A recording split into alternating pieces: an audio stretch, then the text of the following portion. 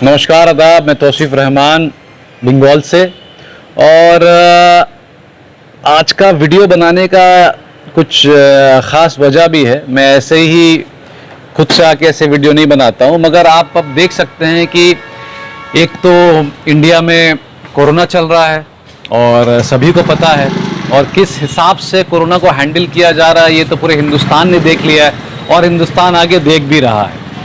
और किस हिसाब से मेडिकल फैसिलिटीज़ को बदनाम किया जा रहा है, किस हिसाब से जिनके घर में मौत हो रही है उस मौत को लेके कैसे मजाक उड़ाया जा रहा है। जो ऑक्सीजन मांग रहा है उसके घर पे रेड डाला जा रहा है, जो मेडिसिन मांग रहा है उसकी प्रॉपर्टी सीज कर ली जा रही है, किसी की डिमांड होने पर भी प्रॉपर्टी सीज कर जा रही है। और ये योगी के शहर में हो रहा है, लखनऊ में हो रहा है, यूपी में हो रहा है। मुझे पता नहीं वहाँ के लोग किस तरीके से जी रहे हैं। दिल खराब भी होता है ये सोच के कि हिंदुस्तान तो हिंदुस्तानियों का है और पूरे हिंदुस्तान में इस तरीके का चलन, जहाँ जहाँ बीजेपी राज्य है वहाँ पर ये साफ बोल दिया गया है कि कोई भी अगर ऑक्सीजन की डिमांड करेगा या मेडिकल का डिमांड करेगा तो उनके साथ प्रॉपर्टी सीज कर दी जाएगी और उनको जेल भर दिया जाएगा। बहरहाल ये तो शुरुआत करना बहुत ही इंपॉर्टेंट होता है कोरोना को लेके, क्योंकि सभी का दिल जला है, लाशों का ढेर लगा है और लोग जिसको हम कहते हैं कि मूड़ी मुड़की की तरह लाशों का ढेर जो है वो बह रहा है। खैर, अभी आप ये देख रहे होंगे सबसे जो चीज़ जो बिल्कुल सनसनी बनी हुई है, मैं आपको बताना चाहता हूं कि आज 1 महीने होने को आ गया है। मोदी जी, अमित शाह, जेपी नड्डा, बंगाल के प्रेसिडेंट दिलीप घोष साहब, मिठुन चक्रवर्ती, स्मृति ईरानी और संबित पात्रा, कहीं और के सीएम, कहीं और के फाइनेंस मिनिस्टर, कहीं और के वो सारे लोग यहाँ पर 6 महीने साल भर से आके बैठे हुए थे और उनको मालूम था कि वो 200 से ज़्यादा अधिक सीट लेकर आने वाले हैं। खैर, उम्मीद सबकी होती है और उम्मीद करना जुर्म नहीं, उम्मीद करना गुनाह नहीं। सुप्रीम कोर्ट का आदेश है कि ये जो एक जमहूरियत है, एक डेमोक्रेटिक हिंदुस्तान है जहाँ डेमोक्रेसी सबसे ज़्यादा चलती है, आप कुछ भी सोच सकते हैं। जहाँ पर मिठुन चक्रवर्ती ने कहा था एक रील की छोबी होगी, एक छोबोले छोबी। जहाँ पर मोदी ने कहा था दीदी ओ दीदी। जहाँ पे एक औरत जात को बदनाम किया गया था, जहाँ एक औरत जात को बेइज्जत किया गया था, इसी पवित्र बंगाल में जहाँ योगी आके मालदा के शहर में ये कह के गए थे कि मैं और हमारी पार्टी जैसे इस राज्य में पावर में आएगी। ये सारा चीज़ मैं रिकॉल कर रहा हूँ, मैं लोगों को बताना चाहता हूँ कि कितना बढ़िया और कितना उम्दा काम किया है आप लोगों ने, कितनी क्षमता और कितना पेशेंस रख के और कितनी खूबसूरत तरीके से आपने उन लोगों के मुंह पे चप्पल मारा है वोट देकर। और बिल्कुल कॉन्स्टिट्यूशन के हिसाब से, संविधान के हिसाब से योगी मालदा में आकर कह रहे थे कि वो जैसे पावर में आ जाएंगे वो यहाँ पर लव जिहाद ला देंगे और ये कहने वाले थे कि हिंदू मुसलमान के साथ और मुसलमान हिंदू के साथ शादी नहीं कर सकता। कोई कह रहा था इस खाने आप नहीं खा सकेंगे, इस किस्म के कपड़े नहीं पहन सकेंगे। मैं आपको सच बता रहा हूँ, मैं अपनी बहनों को यहाँ पर बता रहा हूँ जो बंगाल में रहती हैं और पूरे हिंदुस्तान में रहती हैं, ये उनका प्लान था और ये प्लान इनका 10 से 20 साल आगे था और आगे का फ्यूचर प्लान भी है कि ये चाहने वाले थे कि कौन शराब पिएगा, कौन सुअर का गोश्त खाएगा, कौन गाय का मांस खाएगा।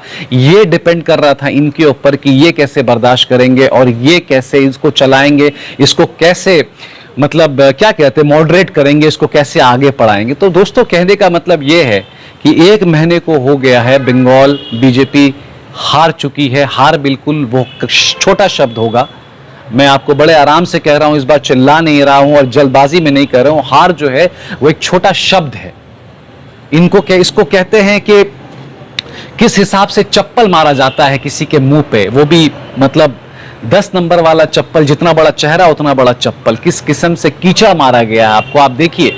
और इसी को लेके इसमें कोई जश्न बनाने वाली चीज नहीं है दोस्तों कि आज 1 महीना हो गया और बंगाल में टीएमसी जीत चुकी है, ममता जी का शासन वापस आ चुका है और बीजेपी यहां से दर भड़ भाग चुकी है। आप देखिए, पोस्ट वायलेंस के बारे में आप सुन रहे होंगे कि यहां पर लाशों का ढेर लग जा रहा है, ऐसा लग जा रहा है। मैं आपसे विनती करता हूं कि आप बंगाल आइए, बंगाल आके आप पोस्ट वायलेंस के ऊपर आप खुद रिपोर्ट करिए। धनखड़ जी की बात मत सुनिए। अगर कोई गवर्नर अगर इस तरफ या इस तरफ ज्यादा दाएं या बाएं चले जाता है तो उसकी कोई वैल्यूएशन नहीं होती। गवर्नर का मतलब होता है न्यूट्रल। और मैं तो अन्य चैनल में बोलते हुए भी आया था कि इन साहब को, गवर्नर साहब को आप सीएम की पोस्ट या सीएम का कैंडिडेट बना ही दीजिए, बंगाल में जीत तो सकते नहीं हैं, और कोई पार्टी उन्होंने लिया भी नहीं, पर हाँ बीजेपी के साथ है वो, ये खुला मैं कह सकता हूं आपको, बीजेपी के साथ है। तो वो सोच रहे थे, ख्वाब देख रहे थे कि शायद बंगाल में बीजेपी का चेहरा अगर कोई बन सकता है तो वो जगदीप धनखड़ हो सकते हैं, गवर्नर है यहाँ के, वो काफी इंक्लाइंड हो चुके थे बीजेपी के, और इस बार भी हारने के बाद बर्दाश्त नहीं हो रहा था कि अब इस हार को, मतलब कैसे मैं आपको समझाऊं कि कई बार क्या होता है, जो बड़े लीडर्स होते हैं वो, उनको मालूम है कि हार या जीत दो में से एक चीज हो सकता है, बीच में आप नहीं लटक सकते, और वो बहुत जो बड़े बड़े लीडर्स होते हैं वो इस हार को बर्दाश्त कर लेते हैं। हमने भी बर्दाश्त किया। आप देखिए, ये बर्दाश्त करने का मैं एग्जाम्पल दे रहा हूं, 2019 में जब एमपी इलेक्शन हुआ, बंगाल के लोगों ने भाजपा को वोट दिया और 18 सीट एमपी की आई, इसमें तो कोई गड़बड़ नहीं हुआ, कोई पोस्ट वायलेंस परेशानी नहीं आई, कुछ भी नहीं हुआ। तो अब यहां पर क्यों हो रहा है, तो आपको ये झूठ समझ में आना चाहिए, क्योंकि आप लोगों ने मतलब कोई भी अन्य टीवी के जरिए से आपने ये सारा फेक वीडियोस जो अमित मालविया फैलाते थे बीजेपी के तरफ से, जो उनकी आईटी सेल को हैंडल करते हैं, आपके सामने सब आ चुका कि पोस्ट वायलेंस को किस तरीके से बंगाल को बदनाम किया जा रहा था, बंगाल के लोगों को बदनाम किया जा रहा था, बंगाल के सियासत को बदनाम किया जा रहा था। और ये सारे फेक वीडियो जो थे वो अन्य अन्य चैनल में आस्ते आस्ते आस्ते आस्ते करके आने लग गए, और सारा खुलासा हो गया कि यहाँ पे कुछ भी नहीं हुआ। हाँ, 16 लोगों की जान गई थी, जिसमें टीएमसी के भी लोग थे, और जब जान गई वो उस वक्त शासन जो था, बंगाल का शासन जो था, वो इलेक्शन कमीशन के अंडर में था, और इलेक्शन कमीशन अंडर कम से कम 2 से 3 महीना बंगाल के अंडर में था। यहां पर ममता जी का शासन उस वक्त खत्म हो चुका था, और जीतने के बाद भी इलेक्शन कमीशन का शासन था, क्योंकि जब तक वो सीएम का पद, सीएम की ओथ वो नहीं ली थी, उनका शासन शुरू नहीं हुआ था। और जब शासन शुरू नहीं हुआ तो लॉ एंड ऑर्डर तो आपके हाथ में नहीं है।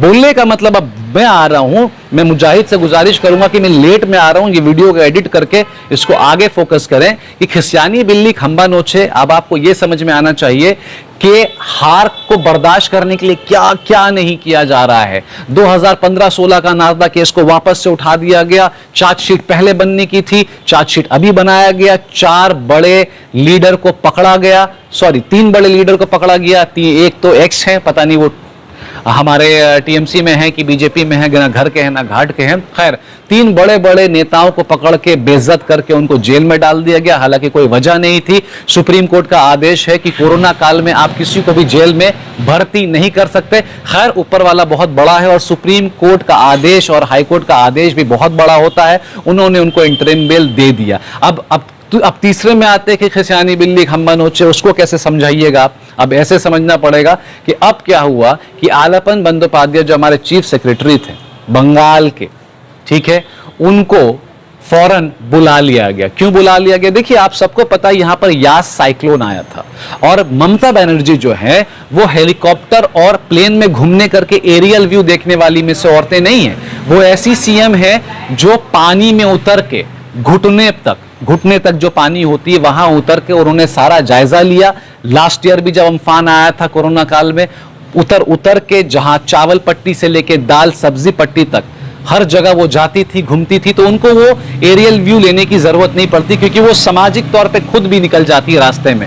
तो मोदी जी अब घूमते फिरते स्टाइल में आए, उड़ीसा हेलीकॉप्टर में घूम रहे थे, बंगाल भी हेलीकॉप्टर में घूम रहे थे, और कुछ मीटिंग आ गई थी बीच में, तो भाई सीएम को भी आना था। तो पीएम जब आएगा तो जरूरी थोड़ी ना है कि सीएम बार बार जाके रिसीव करेगा। और ये कौन सा सीएम होता है जहां उनके लोग पानी में फंसे हुए हैं, तो क्या जाके उनको माला पहना के सीएम भी रिसीव करेगा? सीएम बिजी था, बंगाल का सीएम खास करके यास को लेके बहुत बिजी था। उसके लिए सबसे इंपॉर्टेंट और महत्वपूर्ण काम क्या था कि पहले वो पीड़ित लोगों के साथ रहेंगी, उनको देखेंगी और उनका प्रोग्राम बनाएंगी। और जो एक पूरी रिपोर्ट है, मोदी जी आए थे यहां पर रिपोर्ट लेने के लिए, ममता बनर्जी हो गई आधे घंटे के लिए डिले, वो हो गई आधे घंटे के लिए लेट, तो क्या हो गया? बहुत बड़ा कोहराम मच गया। क्या अलग सा यास वो ऑफिस में आ गया? क्या अलग सा साइक्लोन उनको हिट कर दिया? अगर आधे घंटे लेट आई तो वो अपना कार्यक्रम कर रही थी, वो अपना काम कर रही थी, वो कोई सेक्रेटरीट बिल्डिंग से आते आते उनको देर नहीं हुई, क्योंकि वो वहां पर मीटिंग खत्म करने के बाद ही उनको दीघा और मेदिनीपुर का जायजा करना था। मंदारमनी तक वहां पर पानी आ चुका है। मैं बंगाल में रहता हूं, मुझे पता है। उनके पास वक्त नहीं था, वो आधे घंटे डिले आए और कोई बड़ा बात नहीं है। इसके लिए उनको शाबाशी देते हैं हम सारे बंगाल के लोग कि वो अच्छा हुआ वो लेट आए, क्योंकि वो खाना नहीं खा रही थी घर पे बैठ के।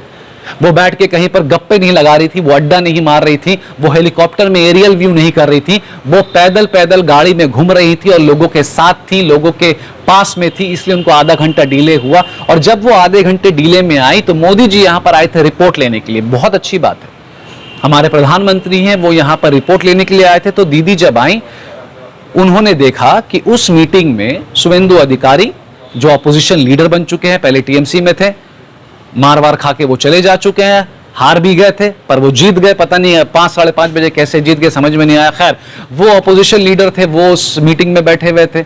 गवर्नर साहब जो थे वो भी मीटिंग। तो दीदी को लगा कि क्या ये भाजपा की मीटिंग है कि क्या ये सेंट्रल की मीटिंग है।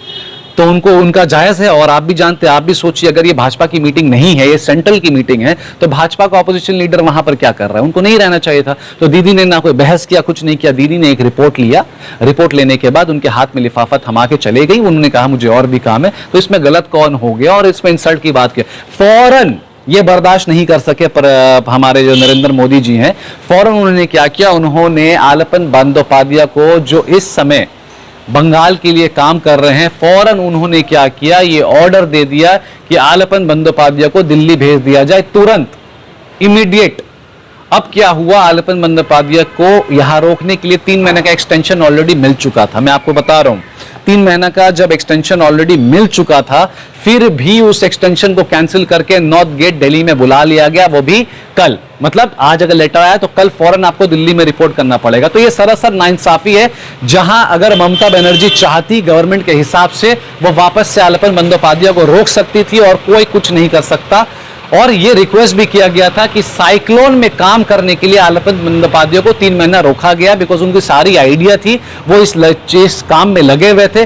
फिर भी नरेंद्र मोदी के टीम ने इस बात को नहीं माना और तुरंत एक और लेटर जारी कर दिया और कह दिया कि इनको फौरन बुला लीजिए, उनको काम है। मुझे नहीं पता आलपन बंदोपाध्याय को लेकर इतना क्या जरूरी काम बन गया कि आप एक चीफ सेक्रेटरी को, जो यास साइक्लोन में काम कर रहे थे, लोगों के साथ एक प्लानिंग और स्ट्रैटेजी चल रही थी, वो काम को छुड़वा के वो बना रहे थे दिल्ली। पता नहीं दिल्ली में कौन सा इंपॉर्टेंट काम आ गया उनको। अब दीदी ने क्या किया, नहले पे दहला। दीदी ने बड़े स्ट्रेट और दिमाग से काम किया।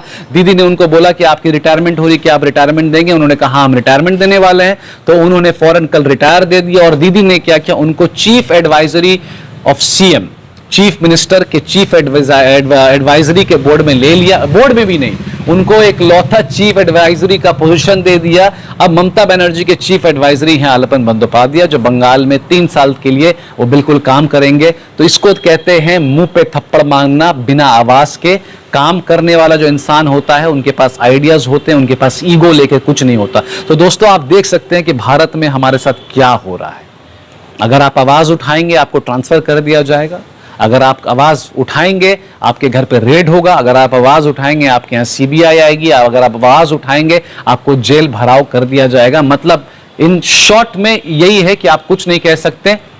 आप मुंह बंद करके, जिप लॉक करके, पेट्रोल को 100 में और गैस को 1000 रुपए में एंजॉय करिए। यही मोदी शासन है। बहुत बहुत धन्यवाद।